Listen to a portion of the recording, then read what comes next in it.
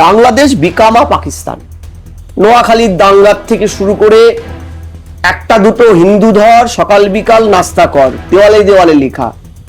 বাংলাদেশের মুদ্রা কথা, একটা কন্টিনিউয়াস হিন্দু নিধন বা বলতে পারো হিন্দু এথনিক ক্লিনজিং, এটা চলে। 2 বছর পরে এলাকার নদীর থেকে দুটো ড্রাম পাওয়া গেল, যে ড্রামে 6 জন মানুষের টুকরো করা শরীর, ছোট ছোট বাচ্চা শশাঙ্কের তার স্ত্রীকে কতল করে কেটে ড্রামে করে ভরে জলের তলায় ডুবিয়ে দিয়ে চুন দিয়ে যাতে তাড়াতাড়ি পচে যায়, এবং শশাঙ্ককেও মেরে ভারত সীমানার কোনো একটি ইয়েতে ফেলে দেয়। এই যে প্রক্রিয়াটা ওরা করেছিল যাতে জমিটা দখল করতে পারে, আর এলাকায় প্রচার করা যে আমার কাছে জমিটা বিক্রি করে গেছে। ইবোলা যারা খাচ্ছিল ছাদে, তারা তো পুলিশ বলছে নেশা করতে দেখে ফেলেছে বলে মেরেছে। তাহলে তারা কি করে ইলেকট্রিসিটিটা কাটে? দ্বিতীয়, সিসিটিভি ফুট ক্যামেরার তার ওয়্যার কাটা ছিল। চতুর্থ, ইবোলা খেয়ে তারা খুন করার পরে কি তারা ছাদ দিয়েই পালালো? দরজা কিন্তু বাইরের থেকে লক করা। উলঙ্গ অবস্থায় মা মেয়ে পড়ে আছে, উলঙ্গ, বিভৎস অবস্থা। পুলিশ কিন্তু তার সাথে রেপ হয়েছে কি না হয়েছে তার ময়নাতদন্ত রিপোর্টে লিখেনি। বাংলাদেশের মাটিতে রীতিমতন বুক ফুলিয়ে প্রকাশ্যে মোস্ট ওয়ান্টেড আল কায়দা নেতা একরামুল ওরফ আবু তালাহা।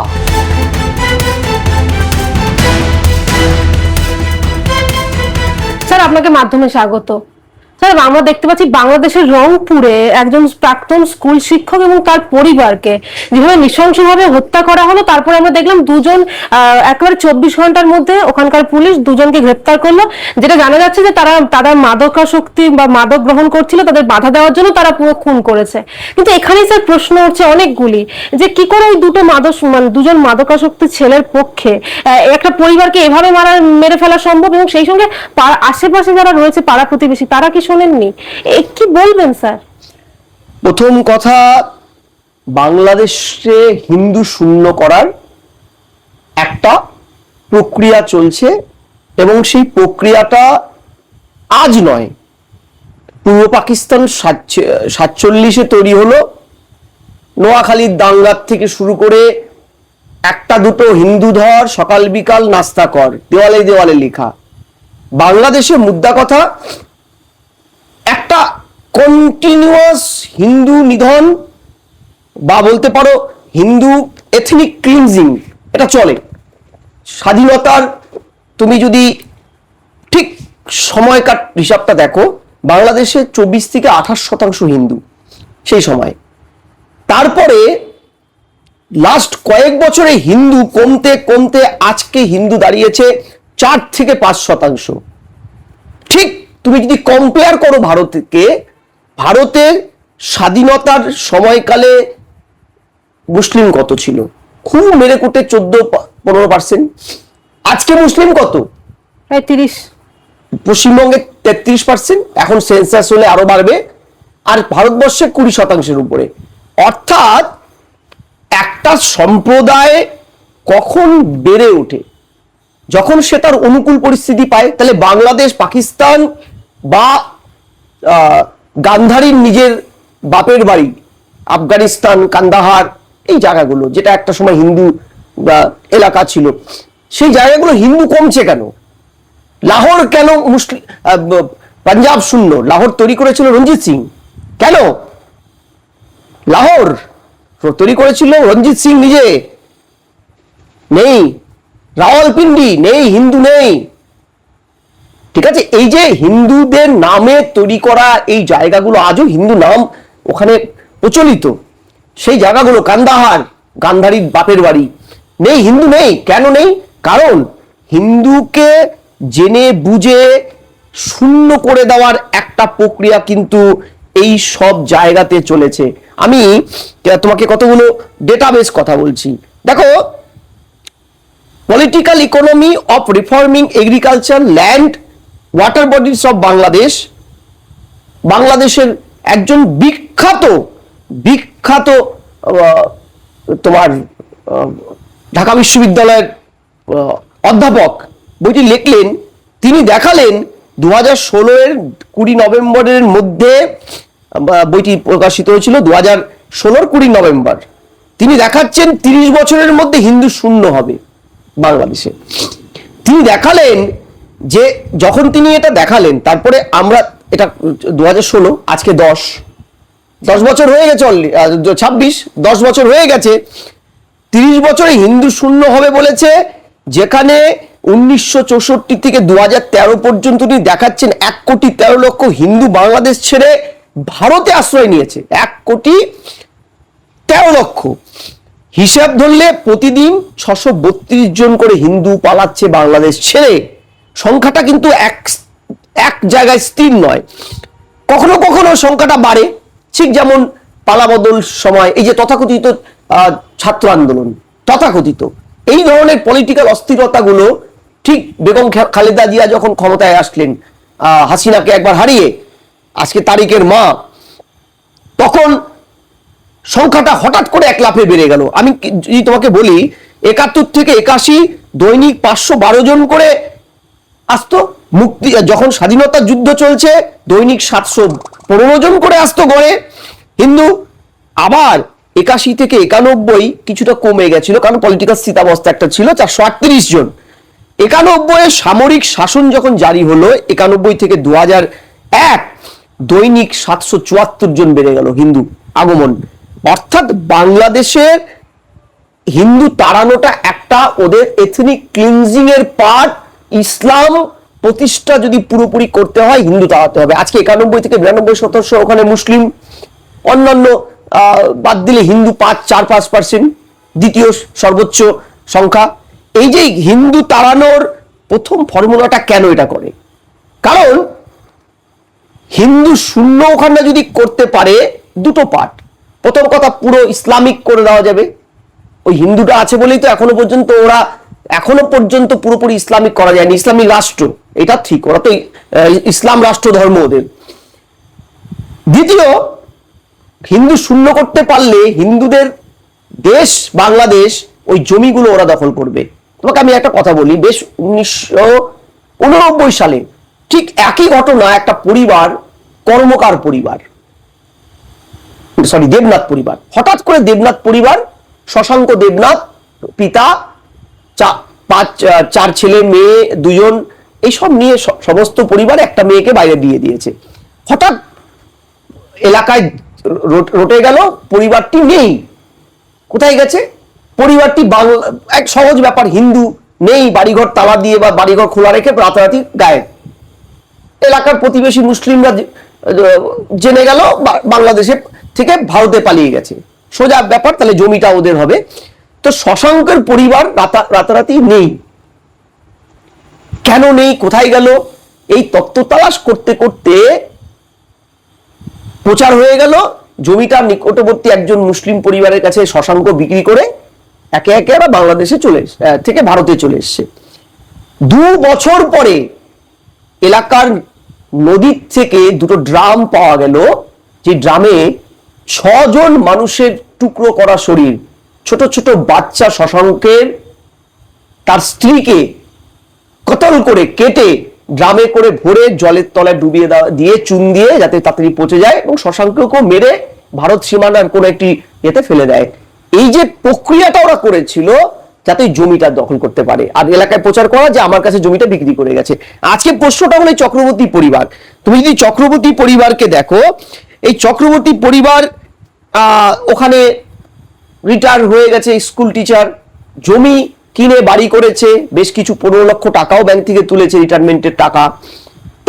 এই বাড়িটা তৈরি করতে গিয়ে বহুবার চাঁদার জন্য তাকে চাপ দেওয়া হতো, তিনি চাঁদা দেননি বা মন মতো দিতে পারেননি।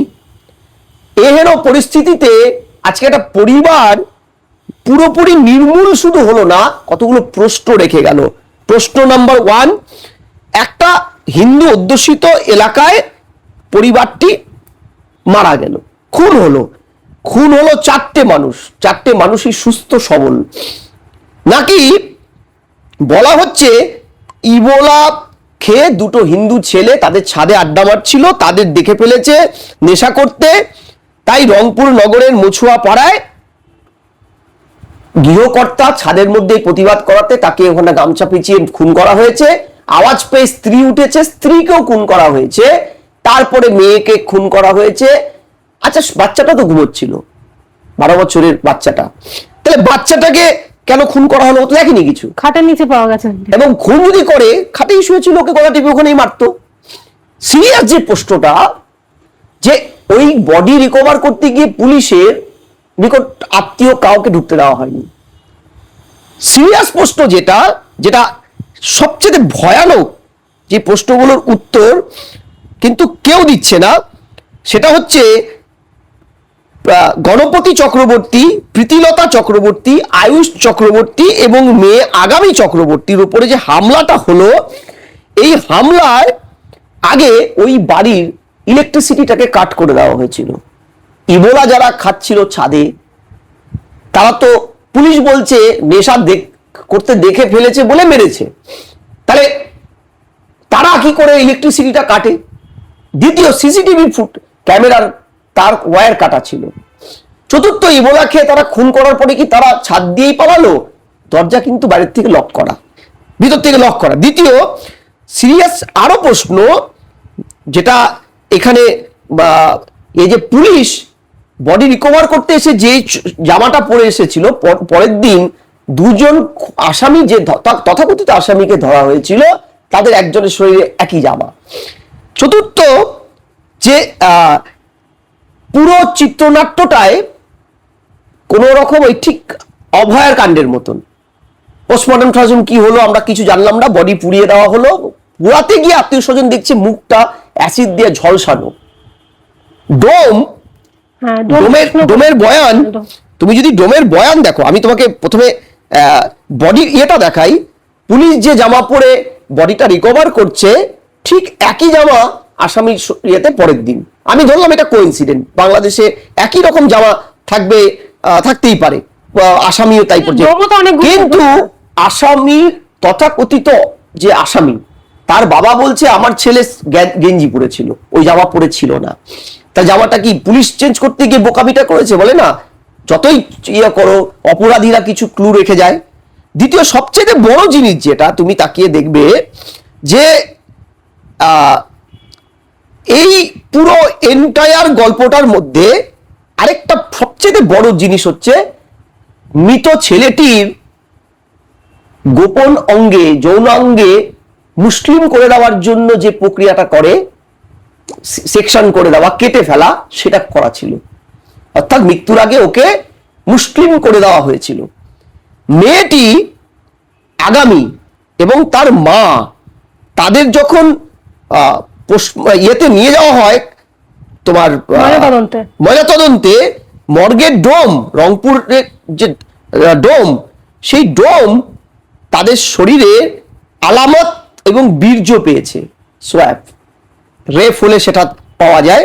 এবং তিনি চিকিৎসককে জানালে তিনি ভাজাইনা ও বীর্যের নমুনা সংরক্ষণের নির্দেশ দেন, এবং সেটা পরবর্তীকালে যখন জিজ্ঞাসা করা হয় ডাক্তারকে, ডাক্তার বলছে ওগুলো বাইরে বলা যাবে না।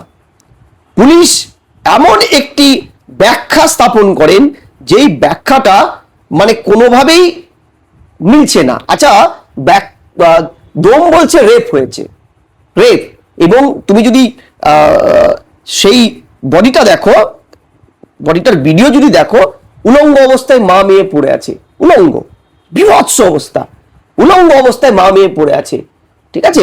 সেই পুলিশ কিন্তু তার সাথে রেপ হয়েছে কি না হয়েছে তার ময়নাতদন্তের রিপোর্টে লিখেনি। পুলিশ বডিটাকে তড়িঘড়ি পুড়িয়ে দেওয়ার করলো। মুখটা পোড়ানো আছে বলে আত্মীয় স্বজন যখন শ্মশানে গিয়ে দেখলেন, কোনো ব্যাখ্যা তার পুলিশ দেয়নি। পুলিশ দেয়নি শুধু নয়, পুলিশের হাত থেকে পুরো কেসটা কিন্তু এখন চলে গেছে ওদের গোয়েন্দা দপ্তরের কাছে, এবং সংশ্লিষ্ট সেই এলাকার পুলিশদেরকে কিন্তু পরবর্তীকালে ট্রান্সফার করা হয়েছে। কোথাও কি রাষ্ট্র পুলিশের মধ্য থেকে পুরো ঘটনাটাকে ধামাচাপা দেওয়ার চেষ্টা করছে বলে আপনার মনে হয়? তাকে কি বাংলাদেশ এখন জিহাদিদের হাতে চলে গেছে? এখন নয়, অনেকদিন আগে। আমি তোমার চ্যানেলেই বলেছিলাম, বাংলাদেশ বিকামা পাকিস্তান। বাংলাদেশের ইসলামিক যে কনফেডারেশন তার দৃঢ়তা এমন ভাবে রুটেড হয়ে গেছে, তথাকথিত ছাত্র আন্দোলনের মধ্যেই শেষ পেরেকটা ছিল, লুকিয়েছিল। এবং তুমি খেয়াল করবে বাংলাদেশের মাটিতে রীতিমতন বুক ফুলিয়ে ঘুরে বেড়াচ্ছেন প্রকাশ্যে মোস্ট ওয়ান্টেড আল কায়দা নেতা একরামুল ওরফ আবু তালাহা। রেলওয়ে স্টেশনে কিছুদিন আগে ভারতে ইসরায়েলের যারা রাষ্ট্র আমাদের ওই কি বলে ওটাকে প্রতিনিধিত্ব করে, তাদের তরফ থেকে ইনফরমেশন যে পুরো আল কায়দা বেস লাইন তৈরি করে ফেলেছে বাংলাদেশে জিহাদিরা, জঙ্গিরা। এবং এটা হয়েছে কিন্তু পুরোপুরি ইসলামিক ক্যালিফাট গঠনের জন্য। এবং তুমি খেয়াল করবে বাংলাদেশে যখন তথাকথিত ছাত্র আন্দোলন চলছে, তখন এই ক্যালিফাট গঠনটাই যে তাদের উদ্দেশ্য ছিল, সেটা করতে গিয়েই আমি বারবার যেটা বলছি, জেএমজেবির জঙ্গি, হারকাতুল জিহাদের জঙ্গি, শাহাদাত আল হিকমার জঙ্গি, আচ্ছা হিউবুত তাহিদের জঙ্গি, Al Hikma, Asif Reza commando force, Ansarullah Bangla team, আচ্ছা হিউবুত তাহিদ, লস্করে তৈবা, জয়সে মোহাম্মদের ঝাঁকে ঝাঁকে 174 জন আন্তর্জাতিক জঙ্গিকে ছেড়ে দিয়েছিল তৎকালীন ইউনিশ সরকার। এরা সোনার বাংলা গঠন করতে ছাড়েনি এদেরকে, এদের ছেড়েছিল বাংলাদেশকে হিন্দু শূন্য করে এক ধর্মাবলম্বী রাষ্ট্র গঠন। এবং ইসলামিক নেটোতে কিন্তু বাংলাদেশ মাথা গুঁজতে চলেছে। ফলে ওরা একটা ভয়ানক কনস্পিরেসি করছে। এবং দেখো, হিন্দু দুটো ছেলেকে অ্যারেস্ট করা হলো এবং ফাঁসিতে ঝুলিয়ে দেওয়া হবে।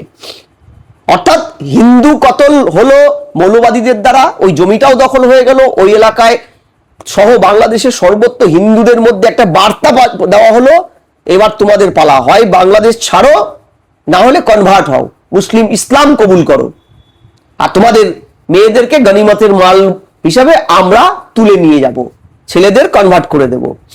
এইটা যদি না শোনো, এইরকম একে একে হবে। একটু আগের খবর, একজন স্বর্ণ ব্যবসায়ীর 2 পুত্র, তার স্ত্রী এবং তিনি, তাদের কোনো খোঁজ পাওয়া যাচ্ছে না।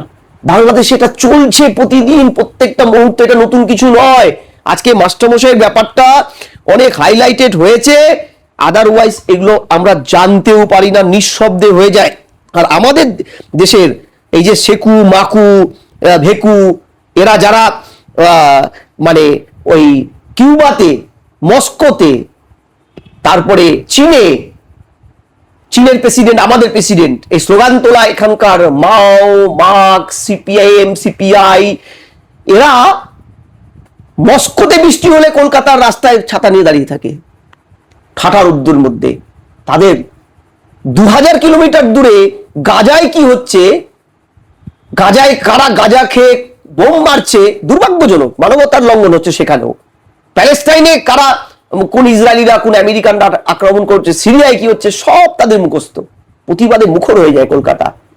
আর মাত্র 200 কিলোমিটার দূরে বাংলাদেশ, 400 কিলোমিটার দূরে বাংলাদেশ, 500 কিলোমিটার দূরে বাংলাদেশে হিন্দুদের প্রত্যেকটা মুহূর্তে জীবন নরকের চাইতে বাজে করে দেওয়া হচ্ছে, তাদের মেয়েদের তুলে নিয়ে যাওয়া হচ্ছে, ঠিক আছে, জোর করে। বাংলাদেশ, পাকিস্তান, আফগানিস্তানে এই তথাকথিত ভেগদারি আমাদের রাজ্যের বা ভারতবর্ষের এই সেকুদের চোখে কিন্তু সামান্য নেই, মুখে কোনো আওয়াজ নেই। অন্যদিকে আমরা দেখলাম তারেক রহমান, তিনি হচ্ছে ভারতে এলেন না, ঠিক কেন? না, ভারতে এলেন না, আমন্ত্রণ তো ছিল ওনার, ভারতকে এলেন না। ডিসেম্বর মাসে গঙ্গা চুক্তি এক্সপায়ার হয়ে যাওয়ার পরে ভারত জল দেবে না, পানি দেবে না ওদের ভাষায়। যেমন পাকিস্তানে আমরা পানি চুক্তি, জল চুক্তি কিছুই করিনি, করব না, এরকম অনেক দেশই আছে করেনি। আইনের পথে তুমি জলও নেবে, সন্ত্রাসও করবে, কথাগুলো হজম হবে না, তুমি যা করার করো। এইবার এরা তুর্কি, সৌদি আরব, পাকিস্তান, এদের ইসলামিক ব্রাদারহুডের একটি নেটো তৈরি হচ্ছে, ইসলামিক নেটো, যাতে বাংলাদেশও ঢুকতে চলেছে। তারিখ হচ্ছে মানে নির্বাচিত ইউনিস নির্বাচিত না হয়ে বাংলাদেশটাকে ডুবিয়ে দিয়ে চলে গেছে, তারই বাকি কাজটা করে দেবে, চিন্তা নেই। ডিসেম্বর এমনি বাংলাদেশে লাল বাতি জ্বলে গেছে, ইলেকট্রিসিটি নেই, গ্যাস নেই। ভারত ডিজেল দিয়েছে। ভারতের নেতাগুলোকে আমি গাল দেবো তোমার চ্যানেলে, যে আপনারা এই দেশের ডিজেলের দাম কমান, আমরা ডিজেল পাচ্ছি না, চিনির দাম 70-80 টাকা হয়ে গেছে, ওগুলো বন্ধ করুন। এসব বেঈমানদের দেওয়া, বেঈমান ওরা। আমি এতদিন এই চ্যানেলে বসে মানবতার কথা বলতাম যে দেবেন না কেন, বেঈমান দেবেন না, আপনার মরিচ খাবে আর ঝাল উকড়ে দেবে আপনার দেশের উপরে, ঠিক আছে? দেবেন না, বন্ধ করুন, আপনারা বন্ধ করুন। এই আমরা এই সময় 100 টাকার নিচে মরিচ পাচ্ছি না, আর আমাদের মরিচ দিয়ে কুইন্টাল ওদের দিয়ে 150 টাকা নামিয়ে দিচ্ছেন। হ্যাঁ, ওরা মূল্য দেয়? আপনারা ত্রাণ পাঠান, মূল্য দেয়? চিনি পাঠান, মূল্য দেয়? আলু পাঠান, মূল্য দেয়? আপনারা আলু পাঠান, ওরা গোলা দেয়, সীমান্তে সন্ত্রাস তৈরি করে, আমাদের হিন্দু ভাই বোনদের জোর করে ধর্মান্তরিত করে, খুন করে, একটা পুরো পরিবারকে পৃথিবীর থেকে বিলুপ্ত করে দেওয়া হয়েছে। এবং আশেপাশের প্রতিবেশীরা বলছে মুখে, আমরা কথা বললে আমাদেরও একই পরিণতি হবে। একটা তদন্ত হয়নি আজ অব্দি, কোনো হিন্দু খুন হলে কোনো তদন্তে কেউ শাস্তি পায়নি। বাংলাদেশে ধর্ম ওই কি বলে ধর্ম অবমাননা, ওরা খুব একটা সুন্দর কথা বলে, ধর্ম অবমাননা মানে মুসলিম ধর্মকে অবমাননা করাটাই ধর্ম অবমাননা। অন্য কোনো ধর্মের মন্দির লুট করা, তাদের দেবদেবীর মূর্তি ভেঙে ফেলা। বাংলাদেশে দুর্গাপুজো এসছে, তুমি জানতে পারবে দুর্গা ঠাকুরের মূর্তি ভাঙা শুরু দিয়ে, যে এই তো দুর্গাপুজো এসে গেছে। এই সব যারা করে তাদেরকে আমরা ভাই বলে গলায় তুলে নিলে আমরা কিন্তু একই রকম ভাবে ওই ভুলটা করতে থাকবো। ওরা কিন্তু আমাদের রিটার্ন কিচ্ছু দেবে না। খুন, সন্ত্রাস এবং ধর্মান্তরিতকরণ, ঘৃণা, এসব বিদ্বেষ, এসব ছাড়া। স্যার, বাংলাদেশের কাছে তো 3 জন ভরসা, পাকিস্তান, চীন আর আমেরিকা। আমরা শুনি যে আমেরিকার সঙ্গে যদি কেউ বন্ধুত্ব করে তাহলে তার শত্রুর অভাব হয় না। অন্যদিকে পাকিস্তান, তা সে তো নিজেরই ভিখারির মতো অবস্থা। আর চীনের কথা, স্যার, চীনের তো মানে সামনের মাসে চীনের প্রধানমন্ত্রী সহ প্রায় 400 প্রতিনিধি তারা ভারতবর্ষে আসছে। তাহলে তারেক রহমান কার ভরসায় রয়েছে? দেখো, তারেক মূলত কারো ভরসায় নেই। তারেক মূলত মৌলবাদীদের পকেটে চলে গেছে। তারেকের বোধ বুদ্ধি সব লুপ্ত। তারেক, তার মা, তার পিতা, তার মা তো মৌলবাদী সরকারের অন্যতম মুখ ছিল। হাসিনাকে হাঁটিয়ে তিনি ক্ষমতায় আসার পরে ভারতের সাথে তলানিতে গিয়েছিল সম্পর্ক বাংলাদেশের। আমাদের সীমানার বহু সোলজারকে বাংলাদেশে টেনে নিয়ে গিয়ে হত্যা করা হয়েছিল তার খালেদা জিয়ার শাসনকালে। খালেদা জিয়ার পদাঙ্ক অনুসরণ করে তারেকও মৌলবাদীদের ক্রিয়ন পুতুল হয়ে পাকিস্তানের মতন কাজ করে যাচ্ছে, এবং পাকিস্তানের সাথে সখ্যতা, ইসলামিক ন্যাটোতে নাম অন্তর্ভুক্তের মাধ্যমে তারা যে সর্বনাশী খেলা খেলছে তার পরিণাম ভয়ানক হবে। তারেক না জানলেও বাংলাদেশের শুভবুদ্ধি সম্পন্ন কিছু লোক যারা বেঁচে আছে তারা জানে। ফলে আমি ভারত রাষ্ট্রের নেতাদের কাছে বলবো, এই মানুষগুলোকে, এই দেশটার কোনো সাহায্য তো দূর কথা, আজকে যে আমরা লেজার এআই মডেল দিয়ে লেজার ফেন্সিংটা করছি, এই ফেন্সিংটা এমন ভাবে তৈরি করুন, রক্ষণাবেক্ষণ করুন যে বাংলাদেশ থেকে পারমিশন ছাড়া একটা পাখিও ঢুকতে না পারে। আমরা দেখতে চাই বাংলাদেশ মৌলবাদীদের চাষ করে কতদিন পর্যন্ত টিকে থাকতে পারে পৃথিবীর মানচিত্রে।